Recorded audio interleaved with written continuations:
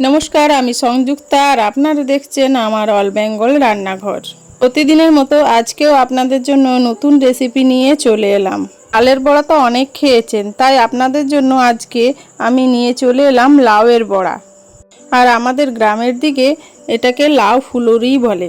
চলুন তাহলে আমি এই ফুলুরি কিভাবে তৈরি করি আপনারা দেখতে থাকুন। আমি একটু বীজওয়ালা লাউ নিয়েছি। লাউটাকে কুকারে ভালো করে লবণ দিয়ে সেদ্ধ করতে বসিয়ে লাউ হালকা ঠান্ডা করে নিয়ে একটা চালনির সাহায্যে ভালো করে চটকে ছেঁকে নেব।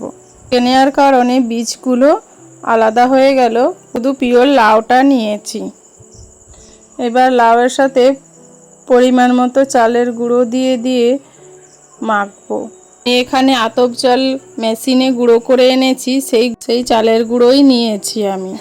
বাজারে যে আতপ চালের গুঁড়ো কিনতে পাওয়া যায়, আপনারা সেই চালের গুঁড়োও ব্যবহার করতে পারেন। পরিমাণ মতো লবণ দিয়ে দেব, আর আপনারা এখানে সুজিও ব্যবহার করতে পারেন। পরিমাণ মতো চিনি দিয়ে ভালো করে মেখে নেব। একটু নরম করে মাখতে হবে যাতে বড়াগুলো দিতে সুবিধা হয়। সুজি দিলে আরও নরম হবে। আমারও নরম হয়েছিল চালের গুঁড়োতে, সুজি দিলে আরও সফট হবে।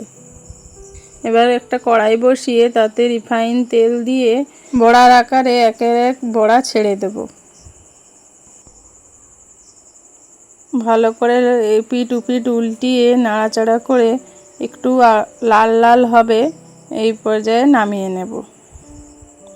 ছান্তায় তুলে নিচ্ছি। তেল ঝরে গেলে এবার নামিয়ে নেব। আবারও বড়া কিছু ভেজে নেব। এরকমভাবে আমি সব বড়া ভেজে নিয়েছি। আর দারুণ খেতে হয়েছিল। আপনারাও বাড়িতে বানিয়ে এভাবে খাবেন, খুব ভালো লাগবে খেতে। আর বীজওয়ালা লাউ শক্ত হয়ে যায়, ওই জন্য রান্না করলেও খেতে ভালো লাগে না, তাই আমাদের ফেলে দিতে হয়।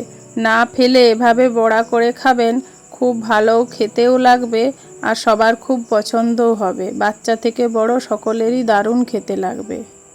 আর নতুন নতুন রেসিপি দেখতে হলে আমার চ্যানেলটিকে লাইক কমেন্ট শেয়ার করবেন, চ্যানেলটিকে সাবস্ক্রাইব করে পাশে থাকবেন।